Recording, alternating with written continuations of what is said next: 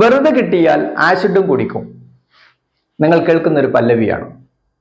അതുകൊണ്ട് തന്നെ നമ്മൾക്ക് സൗജന്യമായി കിട്ടുന്ന എന്തും നമ്മൾ പെട്ടെന്ന് വിഴുങ്ങാനുള്ള, പെട്ടെന്ന് വാങ്ങിക്കാനുള്ള ഒരു ടെൻഡൻസി, ഒരു സ്വഭാവം നമ്മളിലുണ്ട്.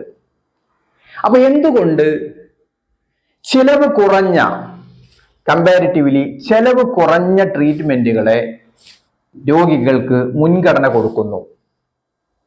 നമ്മുടെ ജീവിതത്തിൽ പ്രാധാന്യം കൊടുക്കാത്ത കാര്യങ്ങൾക്കാണ് നമ്മൾ ഏറ്റവും കുറഞ്ഞ കാശ് ചിലവാക്കുന്നത്, അല്ലേ? ഇപ്പോ ജീവിതത്തിൽ ഒരു തവണയിൽ കിട്ടുന്നതും ജീവിതത്തിൽ പല തവണ കിട്ടുന്നതും, അത് സിംഗിൾ ആൻഡ് മൾട്ടിപ്പിൾ, ഒരു തവണ കിട്ടുന്നതും പല തവണ കിട്ടുന്നതും നോക്കുകയാണെങ്കിൽ ഏതിനാണ് നമ്മൾ പ്രാധാന്യം കൊടുക്കേണ്ടത്? ഒരു തവണ കിട്ടുന്നത്. നമ്മൾ കാർ മാറ്റി വാങ്ങാം,